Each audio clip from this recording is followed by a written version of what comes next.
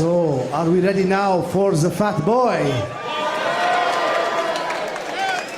You've seen him in The Mummy, you've seen him in Gladiator, and not forgetting his amazing two lines in the bill of Yalla and Wallah! And not forgetting his amazing cameo appearance in Casualty with the line of, "Oh, I'm sorry, doctor, wrong place. I thought this was the Home Office, Croydon." Please will you welcome the undisputed Les Dennis of the Middle East, Omid Djalili!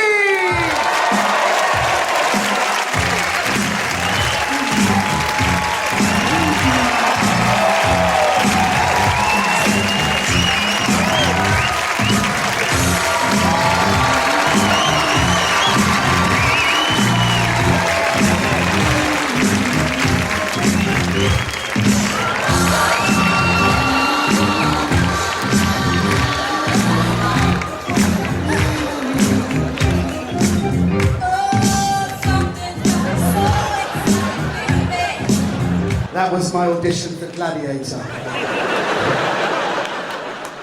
Good evening, everyone. Oh, shit, I forgot my accent. Hello, good evening, everyone. Good evening, everyone. Are you all okay? Thank you so much for coming tonight. It's part of the end of my No Agenda tour. It's actually a part of a cultural exchange tour. I am doing the UK, and Jim Davidson is being buggered in Baghdad right now. Systematically and without cessation by United States troops. Such fun. Okay, we should start off with a tradition to do the Iranian joke and a song concept. We tell a dodgy ethnic joke, then we sing a golden oldie. Here we go. So, two Indian men in bed together, and one says to the other, "I tell you, this wife swapping is a total waste of time." Strangers in the night, exchanging glances. There you go. So thank you. As you all know, I was educated in West London. 2 years I was sent to a place called the Feltham Young Offenders Institute. There I studied brutality and bestiality, which got me a job at home base. It's fantastic. So they said to me, "Do you want to be a Jehovah's Witness?" I said, "Wallah, I never saw the accident." Jolene, Jolene, Jolene, Jolene, I'm begging of you, please don't take my man. Thank you. Please keep the laughter coming. It helps with my asylum application that's going through. But I have a few gripes about this country. I don't like the way you treat ethnic minorities. Look what the news of the world has done to Sven-Göran Eriksson. It's a disgrace. Losing his job effectively for saying outrageous things under hidden camera. Let's analyze what Sven said. "Wayne Rooney has a bit of a temper." Oh, come on now, Sven. We've all had a drink. "Rio Ferdinand, a bit lazy. Someone stop him before he brings down the government!" I wish he said something a bit more fruity, like, "Say what you like about Arsene Wenger, but I can tell you his ball sack sags down past his kneecap." That kind of thing. What do you call an honest Iranian businessman? As if. "Fog of the times, all mine, all mine. Fog of the times, all mine."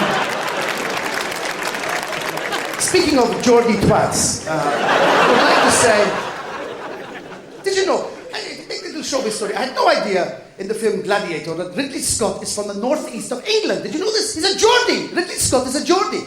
He has no accent. In fact, you could only hear it when he's a bit angry. You can hear it, you know. I said, "Mr. Scott, what's your next film?" He goes, "Oh, I'm doing a sci-fi film." I said, "Like Blade Runner." He goes, "Yes. Have you seen it?" I said, "Yes, Blade, of course." He goes, "What do you think of my film, Blade Runner?" I said, "It's okay." He said, "Okay, that's bloody brilliant, you fat bastard." I walked away and said, "Yeah, man, I called you a fat bastard."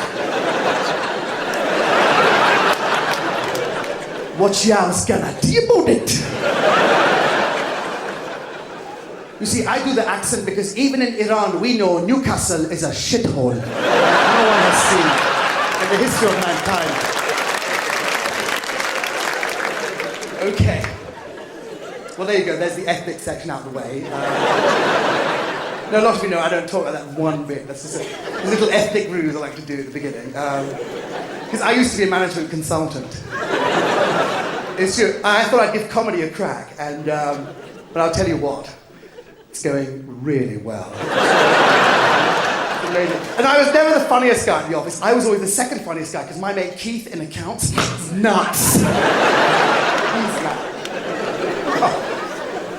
So great to be here, ladies and gentlemen. Look at the Palladium. Look at this for progress. My God, I'm in the Palladium. 10 years ago, can you believe 10 years ago, I was playing a toilet in Romford. Oh, really? Anyone here from Romford? Oh, live the dream, my friends. That dream. You know. And now I'm here, and it's really amazing. And you know, for me, a litmus test is always to see how many Iranians come to my show. Can I just hear, are there any Iranians in the house tonight? Okay, apart from my extended family. Let me tell you, this is amazing to have. Iranians never go anywhere. They don't come to my shows. In fact, Iranians never even leave the house. They don't go anywhere unless there's chicken or uranium. Oh, we love that uranium. Oh, yes. Oh, we love that uranium. The smell of a nuclear bomb, I'm in my party frock. Love it so much.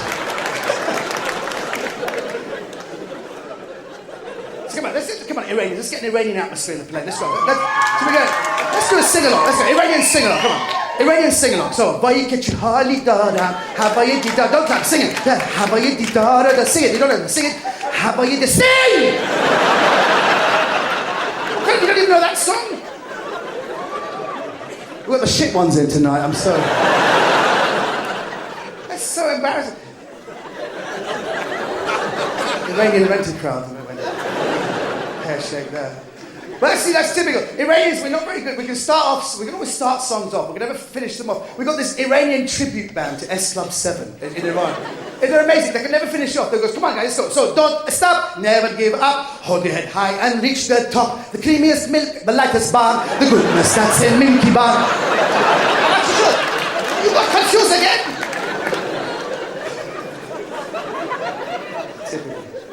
But you're my kind of people. I love Iranians when they come to my show. Because Iranians always dispel that concept that comedy is the new rock and roll. Because whenever comedians from the UK, whenever they tour, there's always at the stage door, busty blondes looking for three-in-a-bed sex. With me, there's always two fat munters in veils.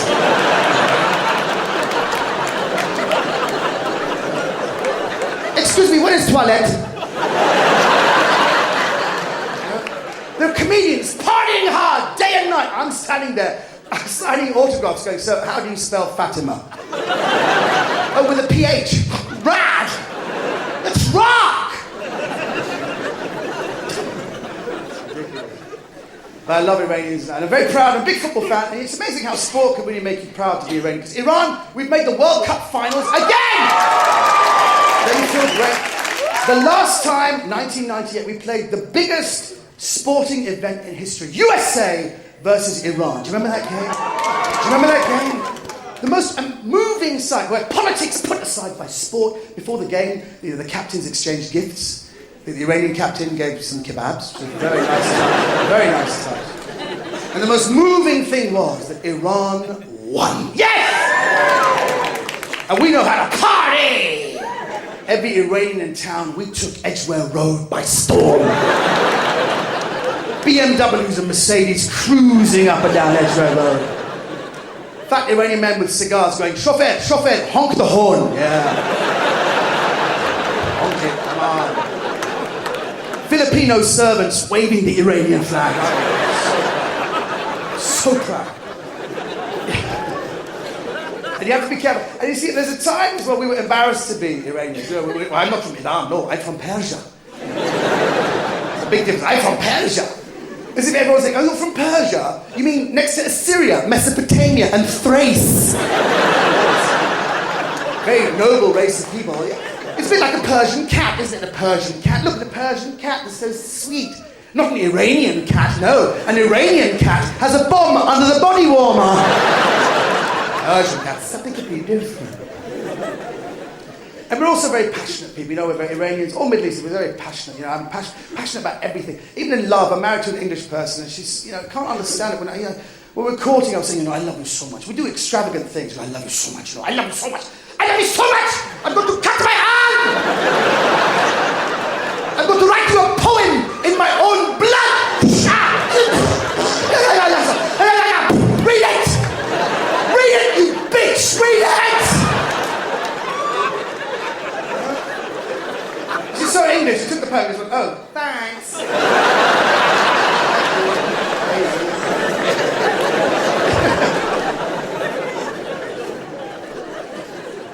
Very proud, very proud. But I'm also, you know, I've become a sort of standard bearer for multiculturalism. I don't seem to speak only for Iranians. I seem to speak for all different cultures, like any Greeks or Turks here? Any Greeks or Turks? Greeks, Turks, all these people. We're very similar. Iranians, Greeks, Turks, we're very similar. I suppose we only differ in our levels of tax evasion. That's the only thing. You know, Greeks, very low-level tax evasion. Iranians, what is tax? Never understood it. Income tax, VAT, it's all bullshit to me. Yeah. But we got some Greeks. Big shout for the Greeks. I love you guys with adventure. You know what I love about the Greeks? You're very forthright. You just say what's on your mind. You're very pure-hearted. You know, I was in Greece recently, and people said to me, you know, we love you so much, Omid. We love you so much. You know why we like you? Is because you fat. You know that? You fat like a pig.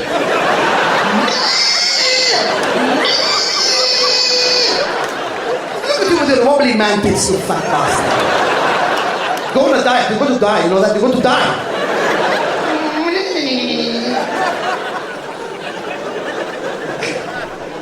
I love that, and you get that, and that's why the Irish. Are you Irish in tonight?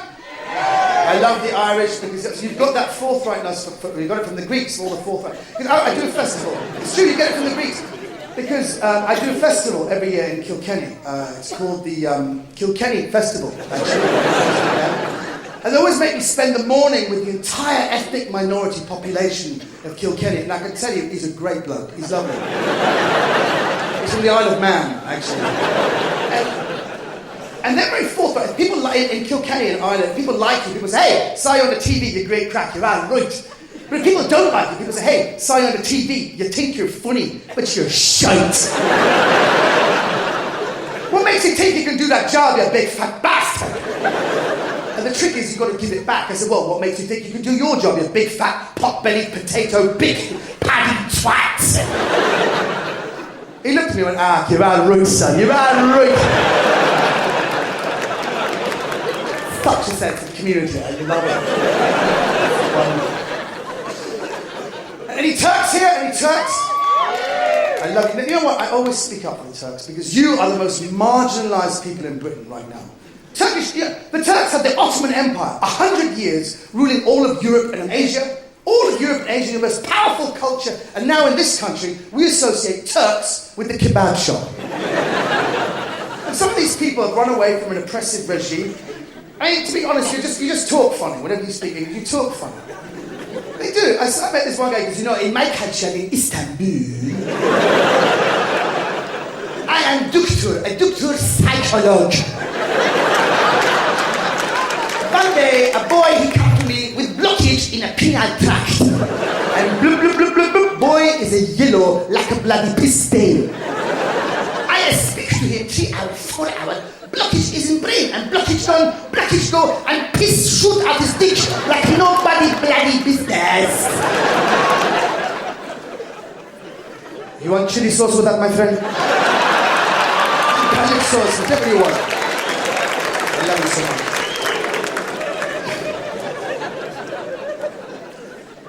I love the Asian brothers. Anyone from India or Pakistan? Can I ask you, which part of Birmingham have you come in? That's so bad. The fat boy with a bit of Bernard Manning in him. Sunday Times. I love you guys. And you know, and you see, and you can't make fun of Asians anymore because you can't do it. Everyone does an accent because none of you guys talk like that anymore. You don't. You're British Asians, you'd be living here. The only time I hear you do accents is when you're at home with your parents. An Indian friend goes, Omid, before we play tennis, could you hang on? I'll just go and tell my mum. Mum, I'm going to play tennis. Back in 2 hours. I'll see you later, huh? Oh, don't worry. Acha, 5, 6 o'clock, maybe tops, huh? Fantastic. Fantastic. I'll see you later, huh? Okay, I'll see you later. Okay, come on, let's go.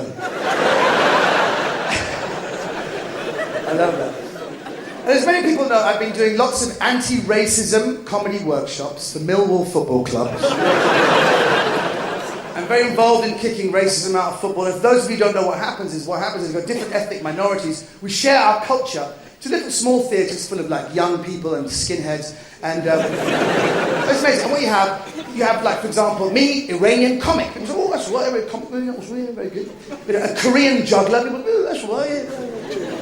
Once we had this Indian bingo caller from South, which if you haven't seen, it's brilliant. Because I'd like to give you a practical demonstration. Get your cards ready, and here we go. Kebab, well done, number 1.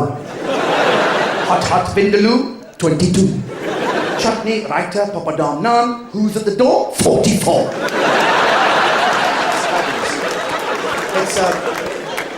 It's a lovely non-offensive game you can play it at home. Make up a number and make it rhyme, like import, export, cash and carry, send by truck or send by ferry.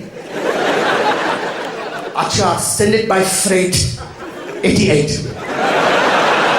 Many different permutations. Thank you, machine gun laughter. Makes me feel at home. Oh, all the ethnic cliches coming out tonight. Such fun. You see, I'm at home here because London's you're my kind of crowd. But now, you see, I started off this show at the Edinburgh Festival, and people are very, very. It's become so sensitive now. You know, I used to be a big ethnic hero at the Edinburgh Festival. Lots of people used to come to my show. Lots of really, really ethnically aware types from London with green berets and pink raincoats. You know the kind of people so ethnically aware they can pronounce anything ethnic with the correct accent. Yeah, so people say, oh, I see a great French company, Le Théâtre de la Mimi du Pain. And what's that Spanish dance coming? The Spanish, the dance thing, the Oye amigo, quiero que sale California porque me se tocan bien. Dance workshop. And what's that Nigerian company? Yes, the Nigerians, the Untetswe Kile Le Wala. What is going on? I don't believe it.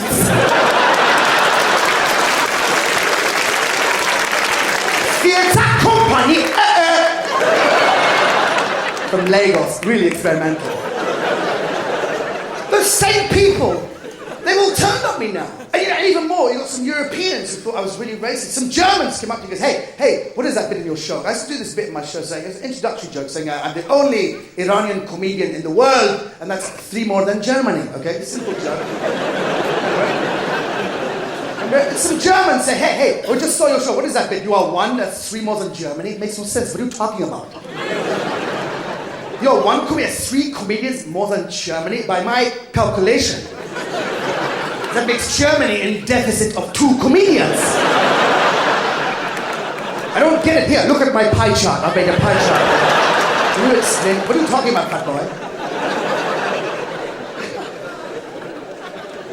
So I understandably feel very nervous before I start a show because I don't know if people think I'm racist or not. So I thought we could start off with a game just to warm you up and so to show that we're all on the same page. We're going to play a little game, an audience participation game called Ethnic Catchphrase, okay? It's a simple game.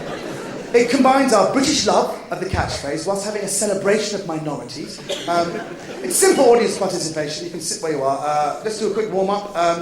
Everyone together, Bruce Forsyth. Nice to see you, to see ya! Nice. Energy, everyone. Nice to see you, to see ya! Nice. We'll start off down here. Everyone just a little wave from everyone.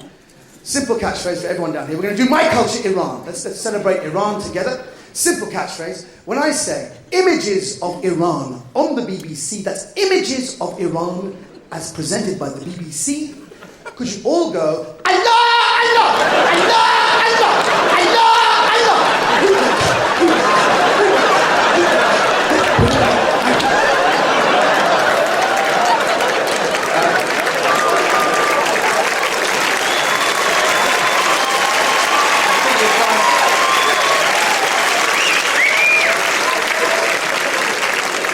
It's a simple catchphrase.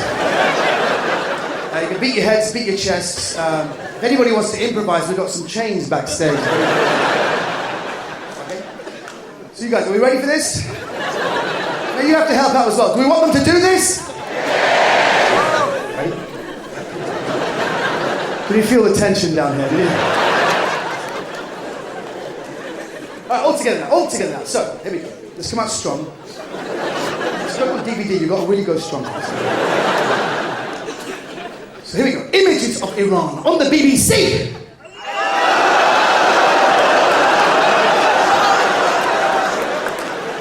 So, is that... Oh, I get it now. I get it. I'm sorry. Okay, not bad. Okay, top section here. Can we have Japan? You guys do Japan. Give a little wave to show you're prepared for this. Okay, good. When I say konnichiwa, could you all go wata? Okay. So konnichiwa. No, I'm sorry. No tapping. I'm sorry. There's a few technical problems we've got here. You will appreciate that angle is absolutely key here. There's two people that are doing that, which is very slight difference. Konnichiwa! Very good.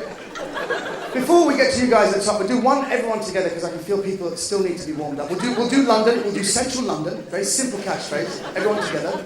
When I say, have you got the time? Could you all go, no, sorry. That face. And make that noise. Everybody does that face, you know. What's the nearest cafe? Sorry, I've got no idea, sorry. My dad used to do this. People say, where are you from? He goes, I'm from Iran.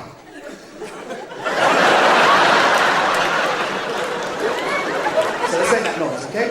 Everyone together. I say, have you got the time? No. Sorry.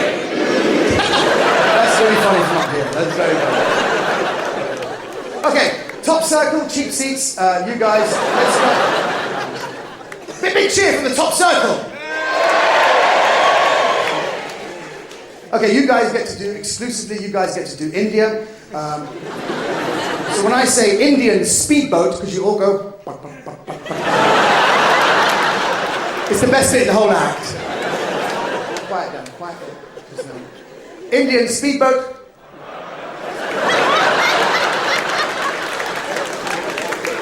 A bit lackluster, but I assure you you'll be doing this at work tomorrow morning. Why are you late? What on earth are you doing? This comedian on Sunday night is so funny. I can't get out of my mind. You're just saying that because you're black. I do! So representative.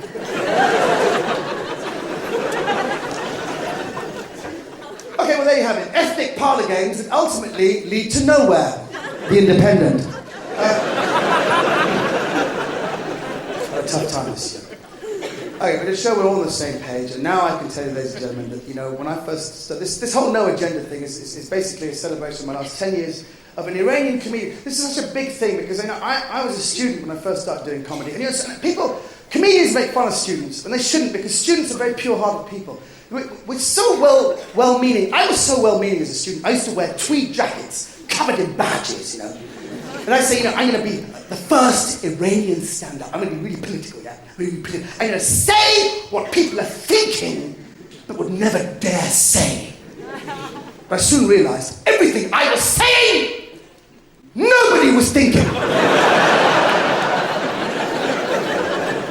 Terrible things like, hey, look at Mother Teresa helping people in Africa. I mean, who's she kidding? She's just an old slapper looking for hot jungle sex. Hey, just say what everybody's thinking. Don't shoot the messenger.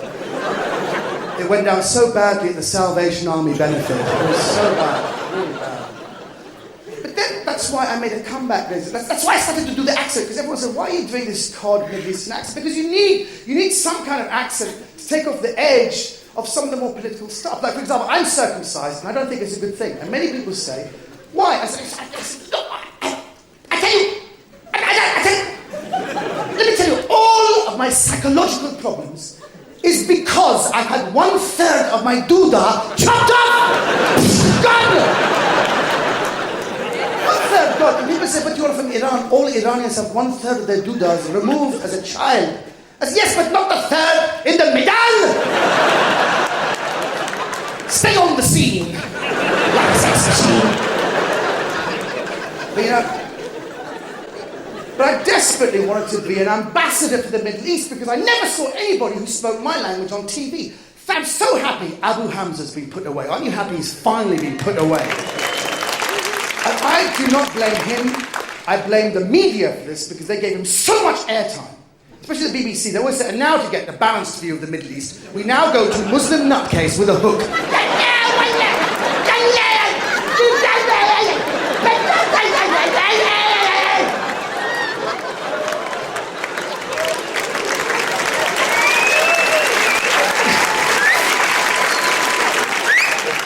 Nutcase. What do you think of all this? Well, we believe in death to America, death to Israel. You know, Osama bin Laden lives in the hearts of everyone in the Middle East. I'm here till Thursday, then I'm going to blow myself up. Please tip the waitress. Would you like to add anything? I'm not talking to you anymore. I don't talk to the BBC. Talk to the hook, because the patch ain't listening, my friend. The patch ain't listening. Well, there you have it. There's the voice of the Middle East. Here's Michael Fish with the weather. You know, I don't want to put too fine a point on this, but that's a bit like Al Jazeera TV, you know, interviewing as your sole representative, the Grand Dragon of the Ku Klux Klan. Well, Dragon, what do you make of all this? Well, thank you, Mohammed. We believe in death to all darkies, Jews, and Arabs everywhere. We believe in creating a white supremacist state in the middle of Egypt with its headquarters in Feltham, London. The symbol being me with a burning cross going, yee-haw, boy! I said, yee-haw! Well, there you have it. There's the voice of the Christian West. Here's Fatima with the sport.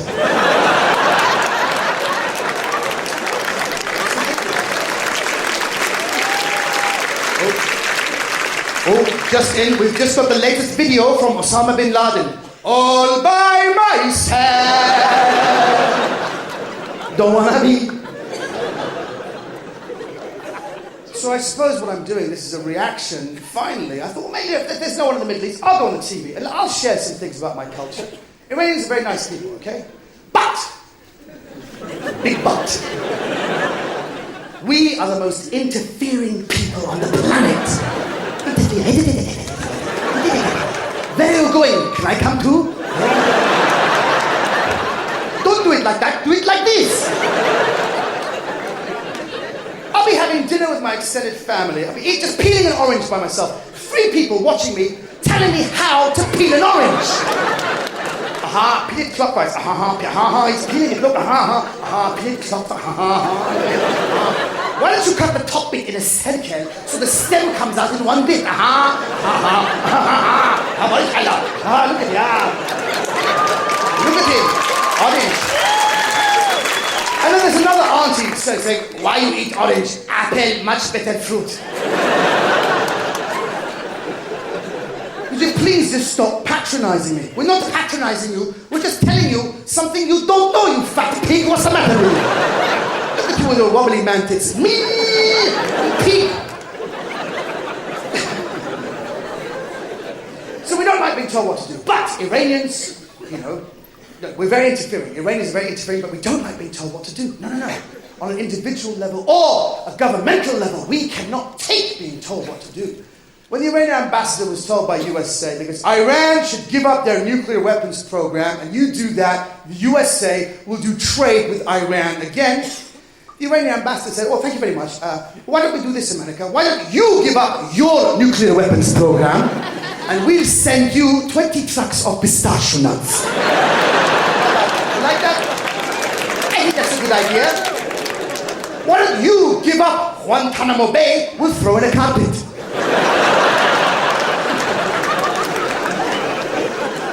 And let me make one thing clear. No, Iran should not have the nuclear bomb. They say we're going to have a nuclear bomb and then say Israel should be wiped off the face of the planet.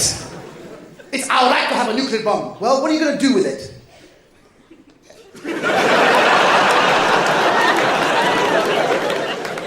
It's for my shower.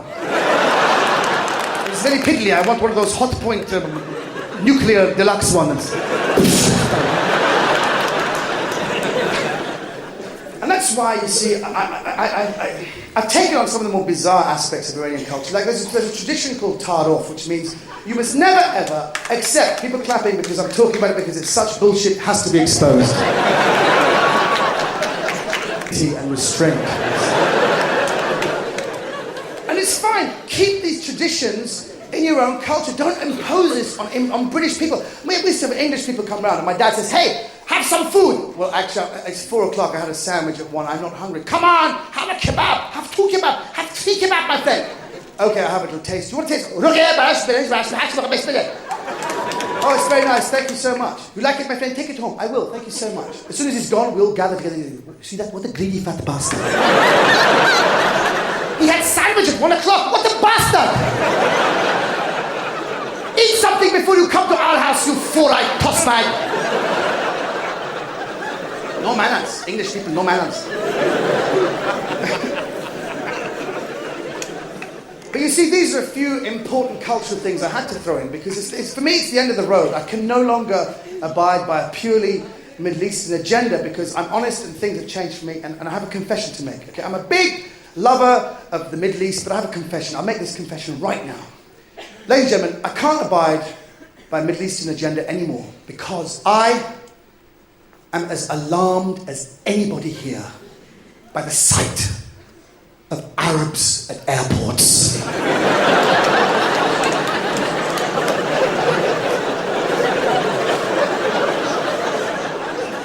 I get the feeling I've finally said what everybody's thinking. Finally. I love Arabs, they're my brothers, but I swear to God, I was flying to Glasgow recently, I saw 2 thick-set Arabic guys in the lounge. 2 guys with 1 eyebrow between the 2 of them.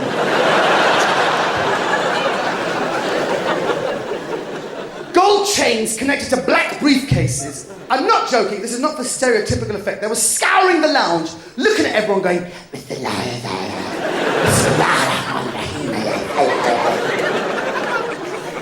They're suspicious. I'm not getting on the plane, I've got to be joking. I thought I'd check everyone else out to see what they're thinking. I looked at everyone else, and they're all looking at me! It's what they're looking at me for! Don't look at me, look at them, we're gonna die! What's the matter with you? So suspicious! I was losing it every 5 minutes. People say, calm down. So look at that, 2 Asian blokes in uniforms. What's that all about? They're the pilots, sir. People coming up to me and say, excuse me, have you got the time? I said, do I look like a terrorist? It's a very paranoid time for me, you know?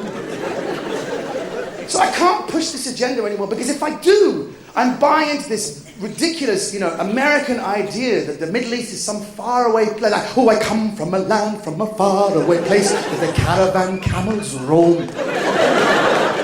Where the heat is intense and the desert immense. It's barbaric, but hey, it's home! Arabian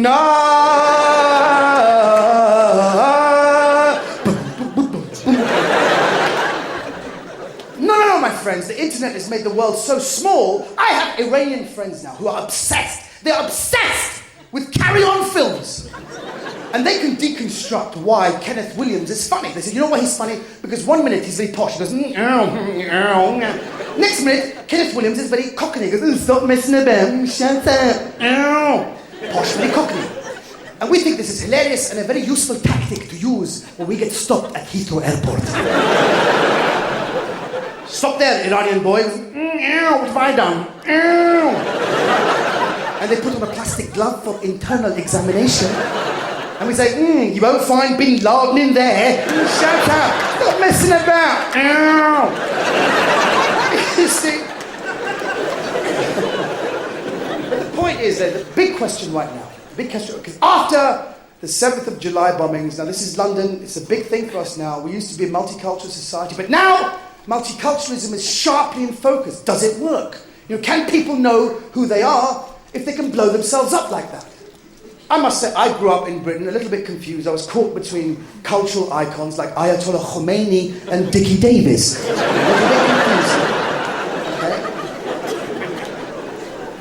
But then again, you have suicide bombers, and one of them, let's focus on one of them. One of them blew up in London in the name of Islam. How can he know who he is? If this one guy blew up in the name of Islam, he blew up Edgware Road. Which after Damascus, Mecca and Medina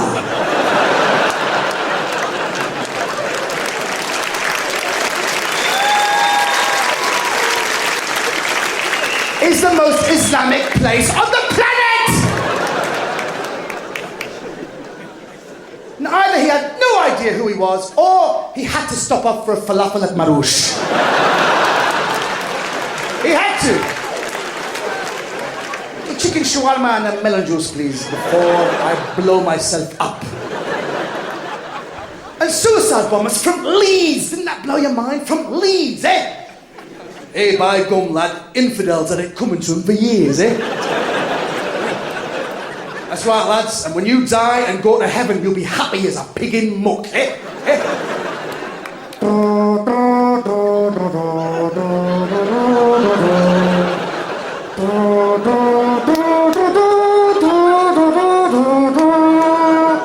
Semtex, with now taken out.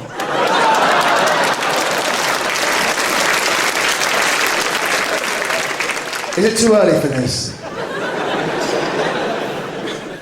I'm only talking about this because there's a pressure on me. People say, come on, fat boy, tell us, fat boy. Why do people do this? Why? Give us some answers, fat boy. Tell them to stop it. Negotiate with them personally, fat boy. We can't, you see, it's very difficult for me to explain any of this because every culture has something that we are embarrassed about and we cannot explain. You know? We have suicide bombing in America. They have Paris Hilton. It's the same concept, you know? And you can't negotiate because fundamentalism is people who believe so much what they believe, they think everybody else should believe it too. Couple that with a sexual motivation. We all know 72 Maids of Heaven. We understand that. Put those two together and there is no negotiation. I saw an interview on American TV. They goes, we have a member of Al-Qaeda here. Can we ask you a couple of questions? He goes, go ahead. He goes, what exactly do you want? Because we want everyone in America dead. Every man, woman, child. Every rose bush, every bit of zucchini and aubergine, everyone. Everyone dead, or they all become Muslims right now. Well, is this something in your religious writings? I don't care. I just want my cock sucked in heaven by the fat bitch in the corner. And someone to get that little bit between my balls and my anus and to go... That's what I want.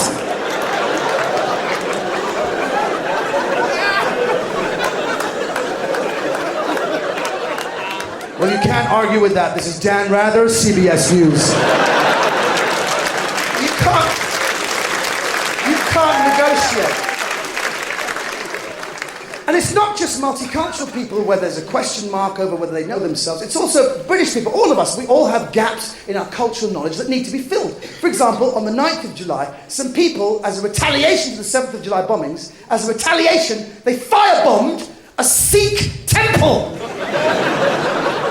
Let's get the Sikhs, come on, get the bloody Sikhs, come on. Why? They're Muslims, aren't they? Come on. Muslims, aren't they? They've got turbans and everything. Let's get the Sikhs. Stop it right there, my friend.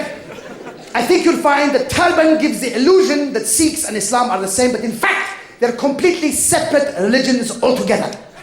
Who the bloody hell are you? I am an interfering Iranian being put to surprisingly good use.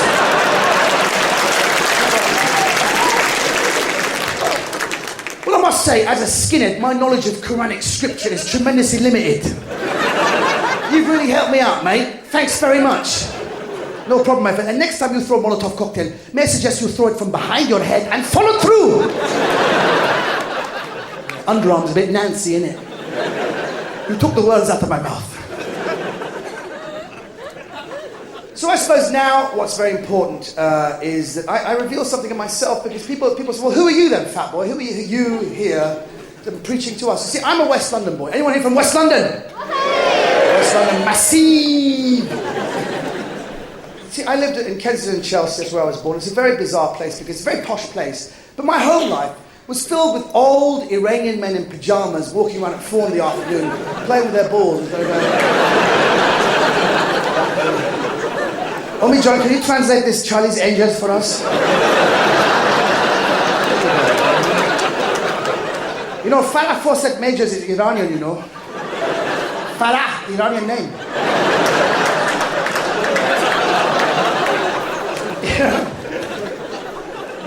But West London is such a dichotomous place because parts of it, like Kensington, parts of it are very, very posh. Other parts of it, a little bit kind of 1,000 mile an hour, apples and pears, you know, like Chelsea and Ladbroke Grove. It's all like, yeah, 1,000 mile an hour. And you see it because I lived in a block of flats, lots of very posh people, old military men, you know those military men who can start a sentence, then they garble the end with unnecessary laughter. There's people who go, yes, you're from Iran. We used to call it the Levant. Yes, I was there 50 years ago on a train, went quite far. I got off the train with a young boy. It's quite funny, because he got off there. Oh, yeah. Why am I in a wheelbarrow? Where are we going?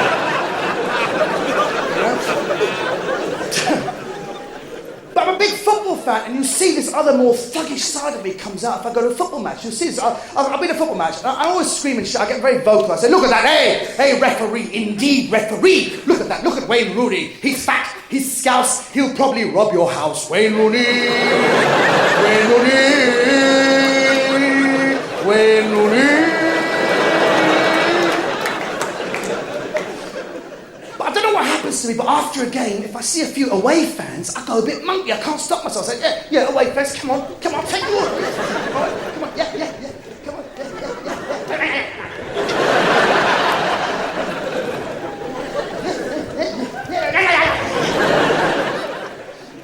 It's always at my most leery. I always get arrested. I said, do you want something? I'll smash the granny out of it. You're nicked. Oh, officers, it's been a terrible misunderstanding. Give me back my bow tie, I'll go back to Kensington, sorry.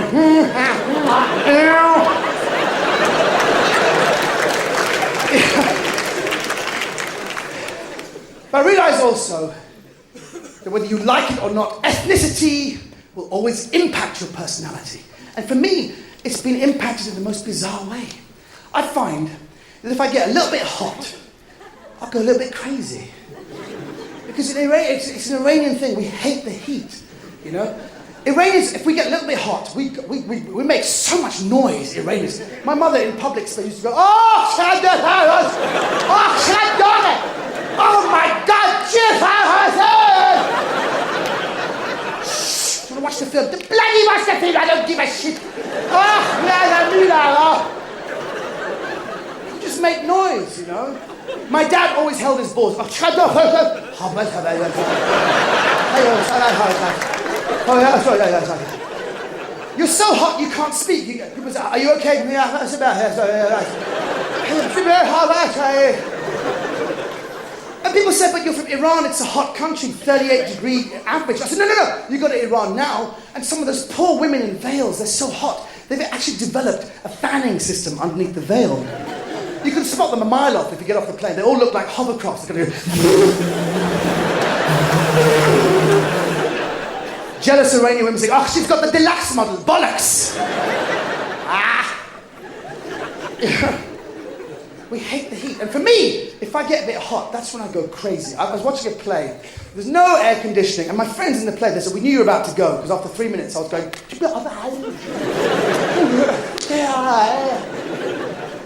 At the most quiet point in the play, I just went... It's so friggin' hot! Don't piss off that shit anyway, I'm going! Yeah! I just become Godzilla for some reason. Yeah! And it's because, to be honest, a quick diversion, all I've ever wanted to do was to be a professional Godzilla impressionist. My God, the hours of fun you can have in the mirror. I do this at home, you know, in the mirror, naked, one black sock, just standing there. Is Godzilla having his toes stepped on? I don't care if you don't laugh, because if you don't laugh, I'll cover it with belly dancing anyway. I don't give a shit. Is Godzilla having a bad dream?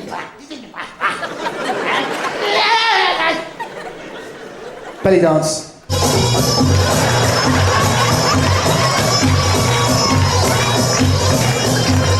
My next impression is Godzilla being done for benefit fraud.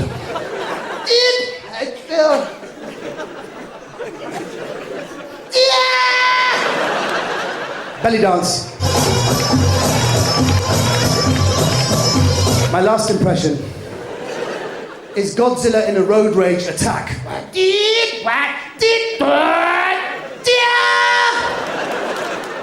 Belly dance. Thank you. Now listen. A bit of a diversion there, I'm sorry. That's what you want, don't you? Cut the politic, bollocks. Dance, you fat monkey boy bastard. Just dance. That's what we want. But if I get hot, you see, Iranian culture is filled with philosophies like Rumi and Hafez. And sometimes if I get really hot, I lose my ego boundaries and it all comes out of me. I say, if I get hot, I go, oh, you know, people who don't believe in God are usually very clever.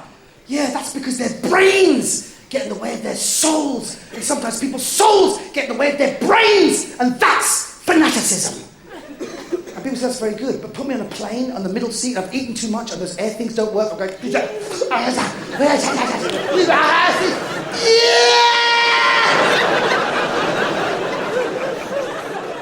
And the steward says, more tea, more coffee. I said, piss off, cockfights!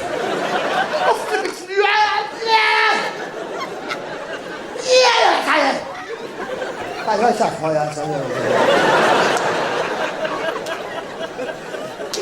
What I'm telling you now is serious stuff because that's what happens when you have Middle Eastern testosterone with a heat distribution problem.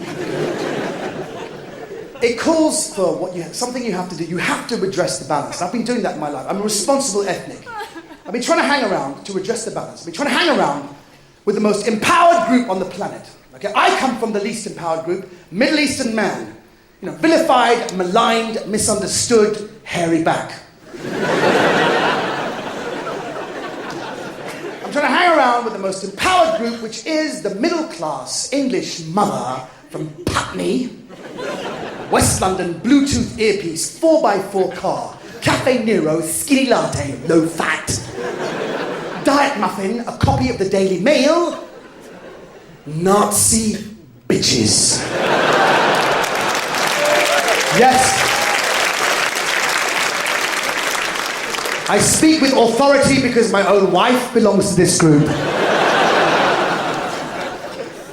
And again, there's a dichotomy because we have 3 children. My wife has absolute unconditional love for the children. Love for the children, absolutely unconditional. Love for the husband, absolutely conditional. It's conditional on my absolute obedience as a husband to her, the wife. Now, I could elaborate for hours, but I don't have permission! And the thing is, she says to me, you'll never join us. We're the most empowered group. You will never join, not because you're hairy, not because of a heat distribution problem, not because you're Middle East. It's because you are a comedian. We are mothers. We deal in the raising of young souls, young saplings. We raise their spiritual souls. You, comedian, you deal only with your ego, which, by the way, is the size of Alaska. Because what is stand-up comedy? What is stand-up comedy? Who in their right mind would pay money to see a fat, bald bloke spout shit for 90 minutes? The Guardian.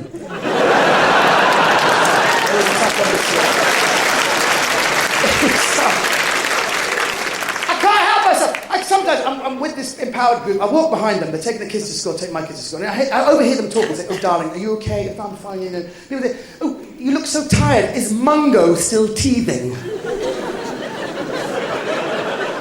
Mungo. I couldn't help myself. I said, sorry, you call your kid Mungo?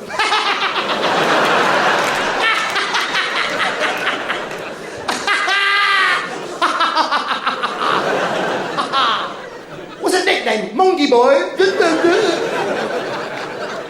They can't take a joke, these people, that's the main thing. They say, oh look, it's a comedian. Hello, Mr. Comedian, why don't you tell us a joke, Mr. Comedian? I said, look, I'm a stand-up, I don't do jokes, okay? No, go on, tell us a joke, Mr. Comedian. And hey, be careful, I'm Jewish. I couldn't help myself.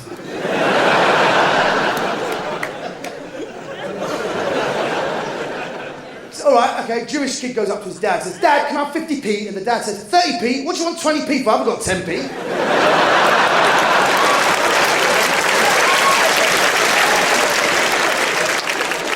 Here's 5p, share it with your sister. That's not funny. I said, I'm afraid you'll find that's very funny. Well, is that all you do? Just ethnic jokes, Mr. Comedian? I said, no, I'm actually making a magazine about women's menstrual cycles. It's called The Monthly. You're horrible. Actually, we're changing the name to Periodical. That's horrible. We're doing a chocolate range called Menstruals. I don't know if you'd be interested.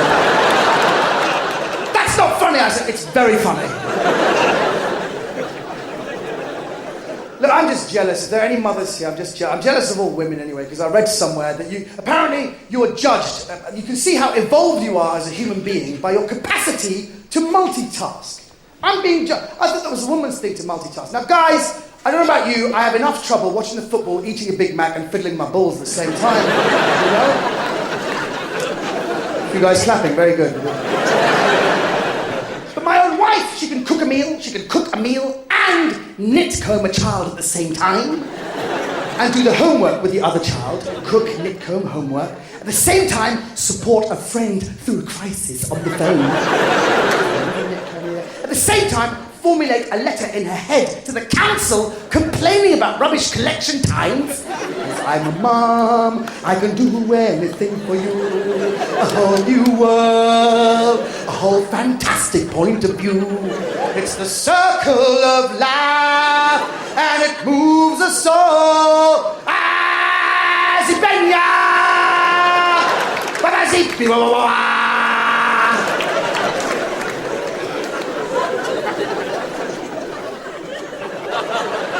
What the hell am I doing? I don't know what I'm doing. So I seem to have got caught in a Disney loop there. I'm finding it very hard to balance a life in comedy and being a responsible parent. You know, because I don't know. Any parents here? Cheer for the parents? Yeah. Exuding with fantastical energy. Because it's tough, you know, when you're being a parent, because your kids, this is one thing I find, your kids will be embarrassed of you, whatever you do, okay? Now, I embraced embarrassment. It's part of the multicultural experience, you know? Everybody's embarrassed of their parents, but if you're ethnic, it's worse, you know? My kids are so embarrassed of me, because you're so embarrassing. I said, what do you mean? I've taken you swimming with your friends. What's the matter? He goes, yeah, you took us swimming, but nobody asked you to come in and leap about with your hairy back. You look like a chimpanzee cross-fertilized with a circus horse. I said, that's funny, because that's what Mum says about you when you're out. I said, you want embarrassment? That's not embarrassment. Let me give you embarrassment, okay? Let me give you embarrassment. I'll tell you what, you know, my dad, he took us to the cinema. When we first came to Britain, he took us to the cinema 8 times a week, okay, to watch films. Cinema 8 times a week to watch films, okay? Now, my dad didn't want to be called pedal. He goes, call me Papa. I said, Papa. I go, do it with a tune, sorry. Papa. Very clever, good lad. How about this for embarrassment? We're going to see a film. Me, my dad Ahmad, my uncle Ezra, watching a film, big cinema, a bit like this. Cinema, we sat at the back. And a skinhead walks in. We're watching King Kong vs. Godzilla, 1975. You know that old version, the black and white with the fight? Yeah! Fabulous. We're watching the film. After 10 minutes, a skinhead walks in, sits down. I immediately drop my head.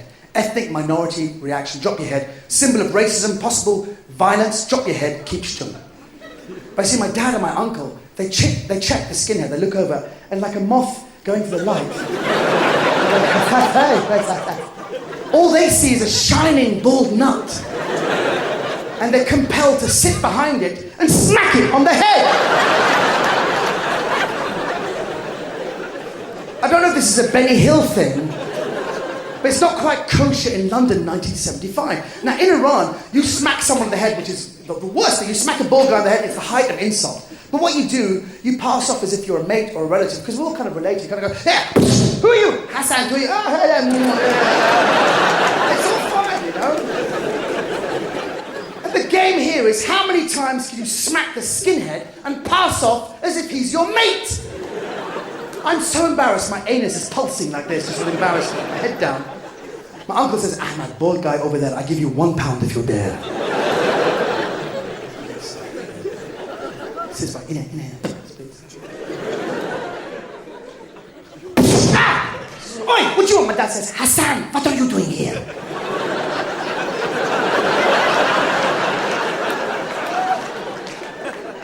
My name's Brian. Oh, sorry, it's a mistake.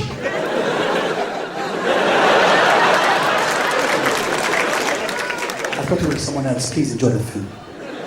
The whole cinema's been distracted for a second. They carry on watching the film. By this time, King Kong, Godzilla grappling. Yeah! Uncle says, Ahmad, that was great. I give you £2 if you smack him again. He's hit him so hard the first time, there's a red print of a palm on his head. Ah! You! What the bloody hell do you want? Hassan, it is you. Don't lie to me.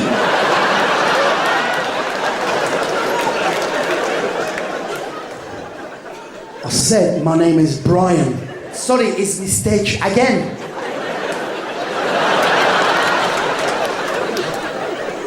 Look with someone else, please enjoy the film.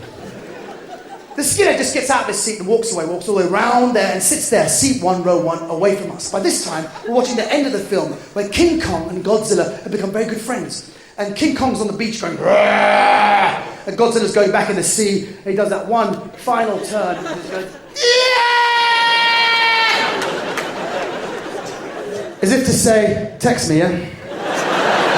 Nice, nice, safe, sweet as, yeah? Nice. My uncle's going, Ahmad, he's down there, seat 1, row 1. £5. He goose steps round, sits behind the skinhead. By this time, no one is watching the film. They're all out going.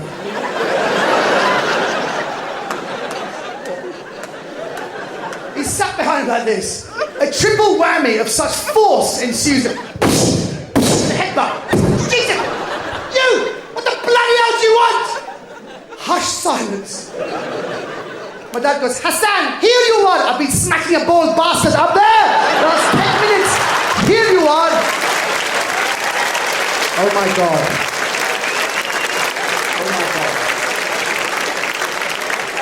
My anus pulsed off my ass and made its own way to the toilet.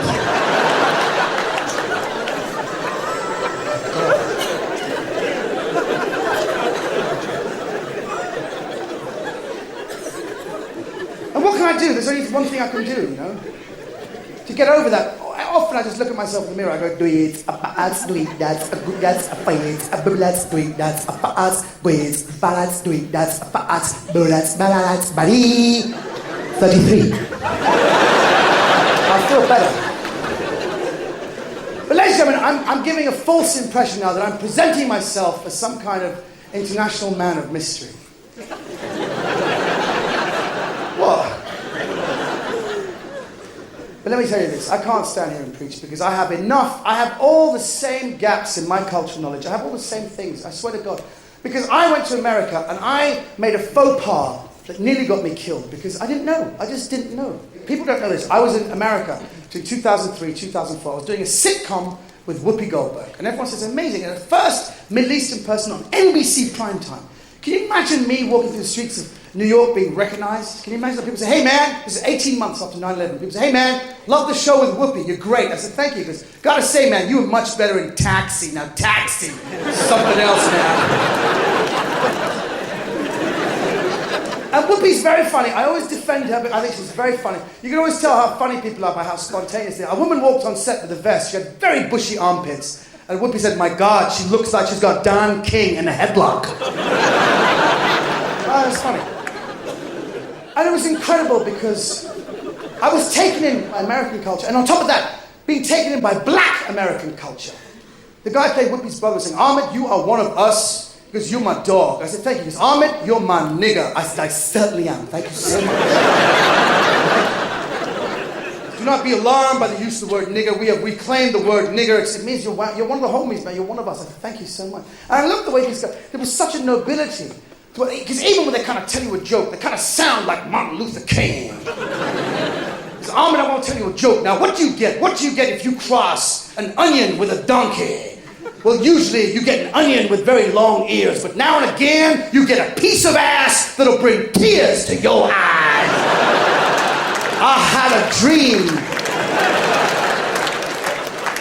what I'm saying. Incredibly powerful.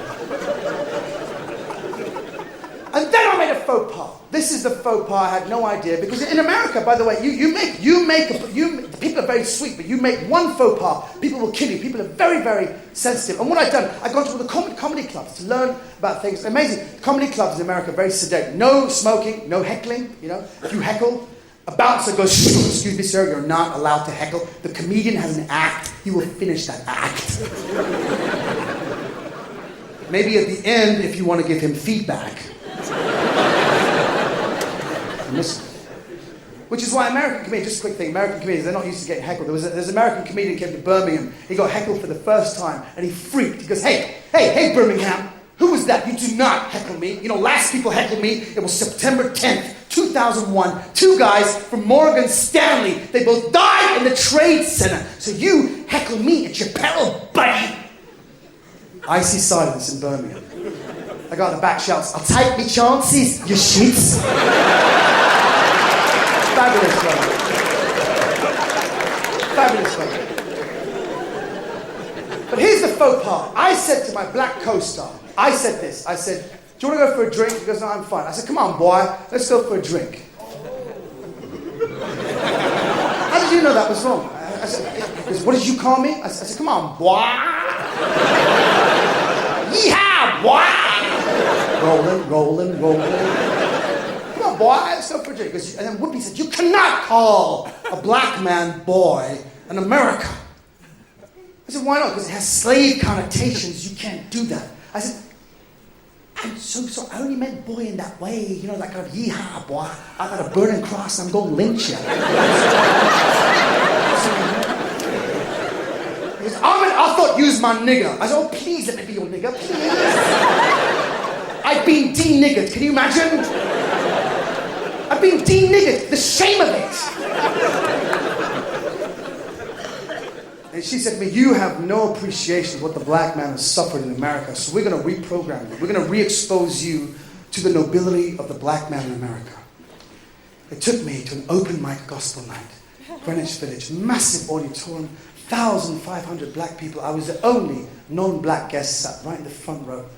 It was open mic gospel, which means the MC, who looked like Barry White, would say, "Come on now, who's going to sing?" And people just come up and sing. They just sing a cappella. They go, you know, "Oh, happy day, oh, happy day, when Jesus washed, he washed my sins away. Oh, happy day." I just thought, maybe I should get up and sing. What? I'll just get up there, you know, kind of go, you know, "Bamboleo! Bamboleo!"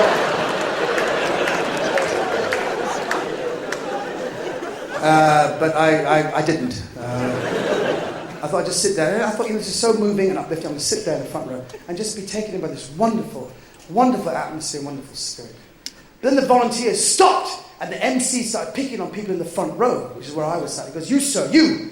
Do you love me?" They get the mic. People say, "Yes, I love you. Yes, I do, yeah." "You, ma'am, do you love me?" "I love you, yes." And it was going sequentially. And I was next. I was getting very stressed. I was going, "Picture that."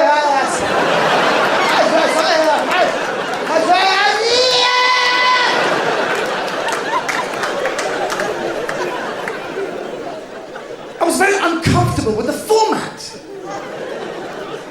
"Do you love me?" I'm going to sing, "I love you." The English part of me was really, really uncomfortable with this. And he got to me, he goes, "You, sir, you, do you love me?" I said, "I like you." He said, "Love's a bit strong, don't you think?" He said, "Motherfucker, do you love me?"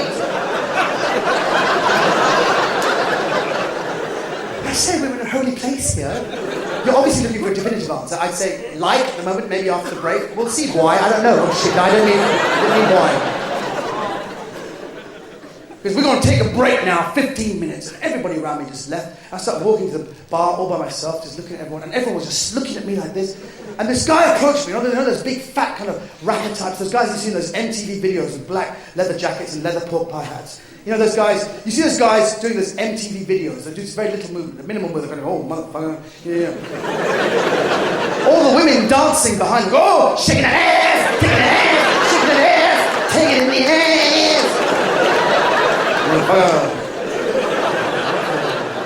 Oh, shaking it in the ass, taking it in the ass, taking it in the ass.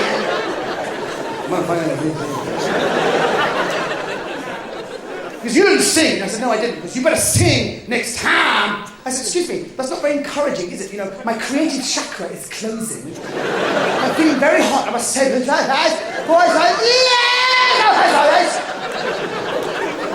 some kind of crazy motherfucker. You better sing next time.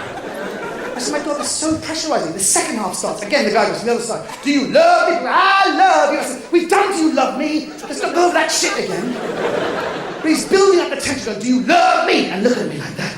Do you love me? And look at me. And inside, the thug in me is going, I said, I can bring it on. Take you all on. Do you love me? And look at me like this. And he gets to me and goes, do you love me? I said, I don't love you, son. I love you. And I'll be loving you until the rainbow burns the stars out of the sky. Always until the ocean covers every mountain high. Always until the dolphins fly and parrots live at sea. He's going to sing the whole thing. You're damn right I will. Until the day that 8 times 8 times 8 is 4. Always until the day that is the day that are no more. Motherfucker, I'll smash the bollocks out of this son. Yeah! Oh, yes.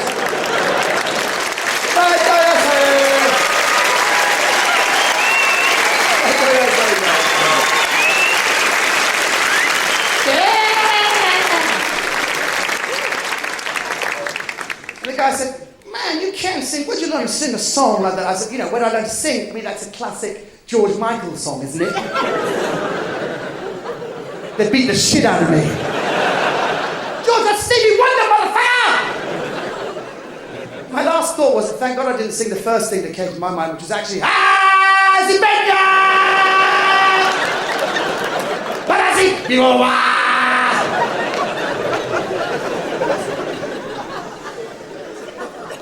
Now, ladies and gentlemen, you're probably wondering, is there actually any agenda in this bizarrely disjointed and ultimately meaningless show? Sunday Express. Why are we listening to a fat man pleading for attention? My wife. Ladies and gentlemen, there is an agenda. I'm going to give you that agenda in one succinct sentence before the encore. Ladies and gentlemen, if you do laugh at an ethnic comedian in these very difficult times, you warm to their culture. So I hope by being at the Palladium tonight, you would have all warmed to Islamic fundamentalism. Thank you very much. And good night. Thank you very much.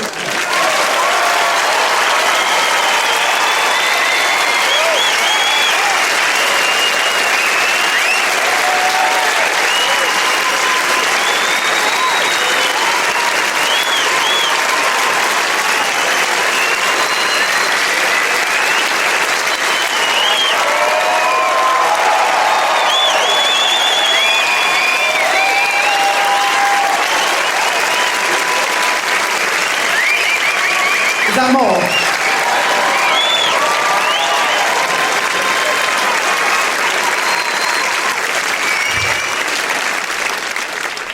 Such a surprise. You're amazing.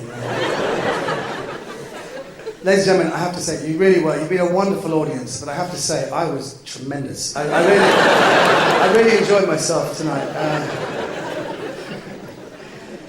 But there is a very specific agenda. Thank you very much for coming. The agenda is basically, you know, I know it's a cheesy thing to say, but in these times, you know, to say that we're all one, it's true because even the Middle Eastern conflict, Jews and Arabs should not be fighting. We all know that. They're both the Semitic race. They should not be fighting. Jews and Arabs are different sides of the same coin. One side, hook-nosed, penny-pinching, thieving, lying bastards. The other side, exactly the same.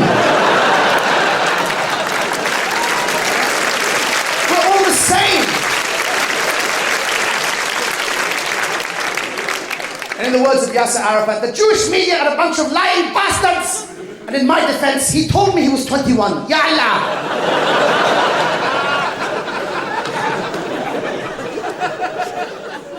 But I speak about mothers because I think mothers have the key. Mothers are the most important people on the planet right now. I've got to get this right because it's got to be the way my wife asked me to say this. The mothers, if they speak out, it redresses the terrible masculine imbalance that we have in the world. Because what happened in Palestine 58 years ago was the mothers who said, enough bloodshed, if there's a problem, bring forward the scholars, let the scholars have a debate. Whoever wins the debate wins the conflict. They said, fine. A problem arose between the Jews and the Christians. And they said, okay, put the guns down, let's bring our best scholars. 2 scholars come out, one Jewish, one Christian, middle of Jerusalem, eyeball to eyeball, 10,000 Jews, 10,000 Christians. They're going to see a theological debate, but to make it more exclusive to them, they do it in their own mime. They went like this. The Christian opened with, Jew came back with, Christian goes, and Jew goes, everyone goes, that's heavy shit. Christian pulls out a bottle of red wine and a piece of bread. The Jew is rocked back, takes out an apple. Referee goes, game over! It's gone to the Jews. The Jews are celebrating the Christians are utterly destroyed. In the Christian camp, they say, Father, what happened? Because the man was a genius. He said, what did you talk about? He goes, I opened the discussion by talking about God. I said, for Christians, God is everywhere. But then he reminded me that God is also here. Then I showed him the powerful symbol of the Holy Trinity. And he came back and he reminded me of the unity of God and the oneness of mankind. And there was nothing I could do. I showed him the blood and body of our Lord Jesus Christ with the red wine and the piece of bread. And he came back with the apple. The apple of the Garden of Eden. The very symbol of creation itself. Everything I hit him with, he was more powerful, more brilliant. The man's a genius. There was nothing I could do. You go to the Jewish camp. They say, Sahami, what happened? He goes, the man's a flipping man. He said to me, you Jews, piss off. I said, we're staying here.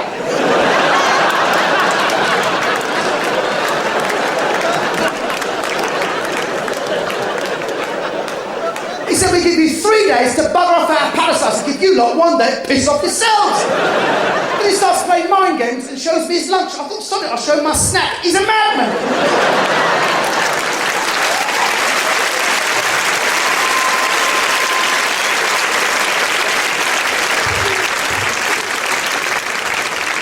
And that is how the State of Israel was formed in 1948. Ladies and gentlemen, I have to go now, but